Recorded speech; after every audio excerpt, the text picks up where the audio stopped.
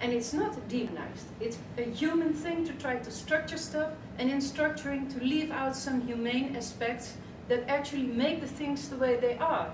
And if we don't recognize that we have that bureaucratic item inside of us that also excludes other people, or has a prejudice about people, or makes it more easy to say, well, yes, okay, we go for the mainstream, but those people are out and those people are out. It will happen in our own lives as well, and if we don't recognize that, we will never cast out any form of fascism, because we've still got it in ourselves and we're not capable of dealing with it. So it's the same as with abolitionism. You have to start there. And crime. I get so many people, if I talk about Luke's work and his ideas, and people say, yeah, but how can you go into the criminal justice system or go on the street and not talk about crime? And then I say, well, what do you mean by crime? And then they say, well, we mean murder. I say, oh, that's good. So you take the 101.4% of the criminalizable events that come into the criminal justice system, and then you take one of the worst of them. Okay, so we take murder. I say, you mean that daughter that helps her mother of 87 to die because she has a life without hope? No, I don't mean that. That's euthanasia. That's something different. So, okay, so you mean where a person has been abused all his life and he hits back finally and by accident kills the other? No, I don't mean that. I said, all those cases are called murder in the criminal justice system. So let's talk about what we talk about. And in the criminal justice system, as a lawyer, I know that's impossible. It's impossible within that system to talk about it in that manner, because you cannot talk about the events that led up to the certain compartment of act that is considered in that system to be a crime, and then aftermath. It's not possible to talk about life. It's not possible to talk about it in a humane way that cures, that heals, that makes us meet each other. And that is important to do that. And it's important that you at least try within yourself, if you feel you can relate to what I'm saying to you, to start doing that as an exercise. Just to start one conversation about these kind of events and not use those institutionalized words and see what happens to you. It's very odd. I'm trying now with the Hulsman Foundation, because my last name has always been and will always be Hulsman, to keep Luke's work without labels alive. In the sense that I will try to put as many as his works on the website, and I will try to translate them in as many languages as I can, so that they're accessible without an impediment, without thresholds, without difficulties for people. On the other hand, what I also want to do is keep the international network alive, because Luke didn't only participate in ICOPA or in the European group, but also in the international field of victimology and restorative justice, and he talked to judges, and he talked to many different areas of that body that usually don't talk to each other.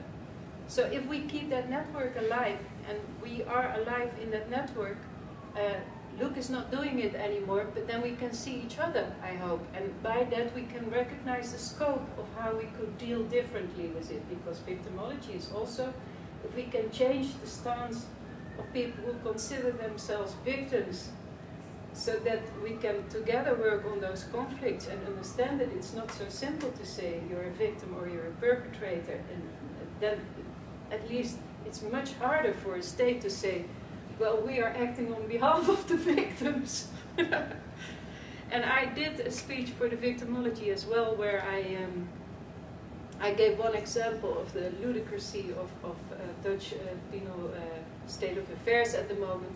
We just had a woman released who was in prison for 6.5 years for being a nurse in an intensive care ward, because she didn't have a good working relationship with the other nurses, and they started to gossip about her, And then they said, well, it was a bit suspicious that so many people were dying on her ward. And finally she was convicted up to the cassation court on statistical evidence only being misinterpreted, and she served 6.5 years in prison because of that. The humane aspect of that, it's different. The humane aspect of that, one is that all the persons who died on her ward, the relatives of those people, thought for 6 years that their relatives were murdered. For 6 years they thought they didn't die, but they were murdered. And for the woman who was now acquitted, the stain will stay, because that's the way things go, the stain will stay.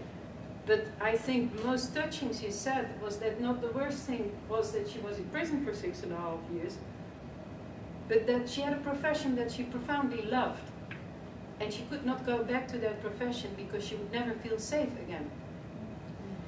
That's the ludicrousy of the penal system. It will attract like a magnet all the incidents and events and proclaim them as crime. And it's going worse and worse. And we have to talk about it in a different manner. We have to also realize one of the staunch arguments of Luke was that, well, okay, so he sits in this, it's very nice to do that, a workshop. You sit in a circle, you have all the people around, and I dare you to think about that. How many experiences did you have where you did something that was criminalizable? Is there anybody who never in his life here did something that was criminalizable? I'd like to see a hand. You never did anything? I'm saying I did. You did? Okay. So, there you go. We all, in that sense, I mean, we all are a part of that. We're just not caught. Luke was in South America and he was looking for a place to stay. And he found this nice place and he sat down on the terrace and he fell asleep, as he often did. When he became older, he became more like, if things were boring or they were peaceful, he would fall asleep. And he woke up when all the lights went on the terrace. And it was a hell bright light. And he was surrounded by insects. But he was also surrounded by hundreds and hundreds of toads. And those toads were jumping up and down, catching those insects.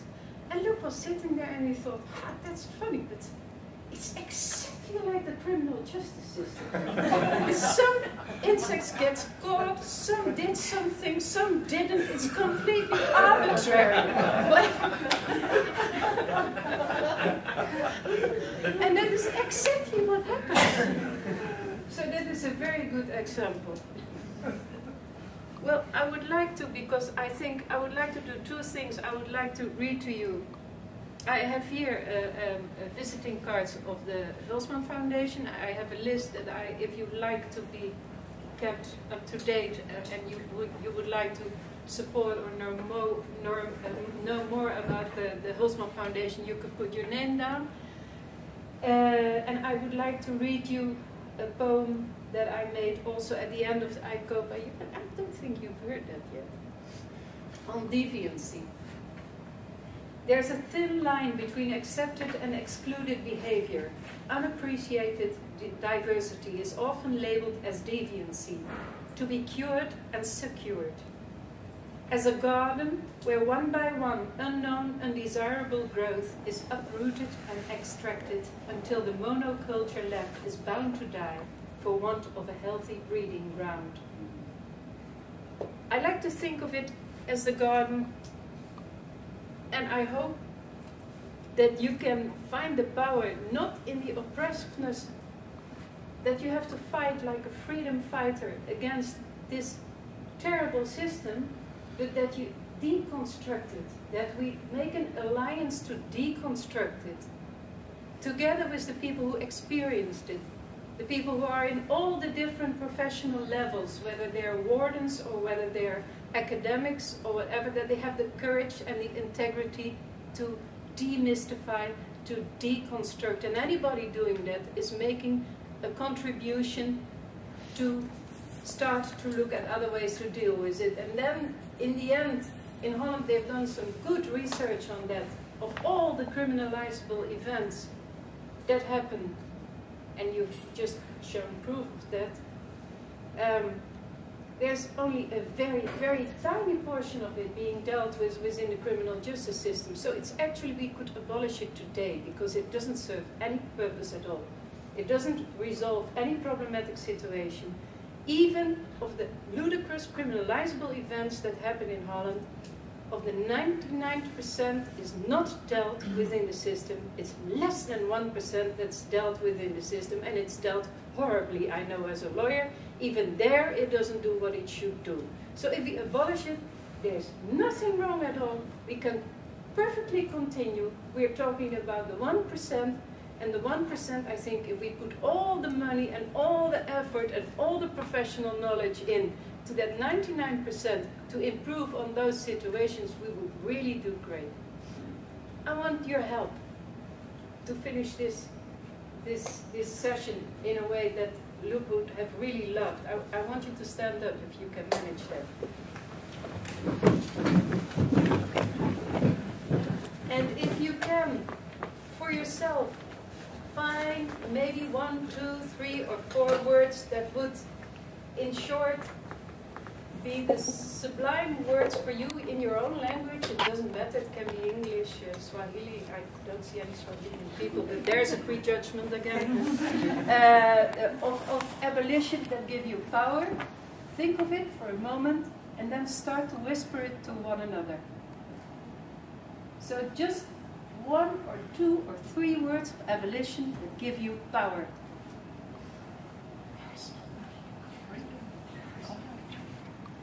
Justice. You stole my words.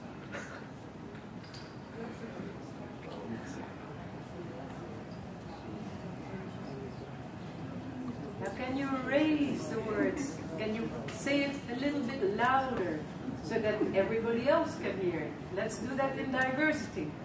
No. Love and peace. Yes, it's personal. Freedom is justice. Oh. It's the freedom to reconstruct. Go ahead, do your own thing. What's your word? Justice, freedom is justice. Freedom is justice, yes. You're very timid for abolitionists.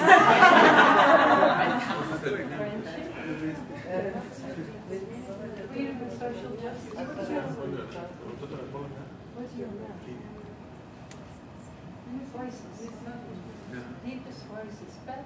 Roll with the flow. Roll with the flow. Very good. Roll. Roll with the flow. Okay. And Humanity. Humanity. And yours? Fresh flow. Fresh start. Listening to the voices. Listening to the voices. Love. Freedom. Cooperation. Love and peace. Love and peace. And yours? Free yourself. Free yourself. Justice. Coraggio. Solidarity. Today. Struggle. Energy and understanding. And yours? The passion for freedom is stronger than peaceful. Can you say that in Greek? Yes. Το πάθος για τη ελευθερία είναι δυνατότερο από όλα τα κεριά. Can you do it together, right? Love for love, truth and justice. We all matter. Yeah. Levedad. Libertad. Lightness. Lightness. Okay. Well, thank you very, very, very, very much.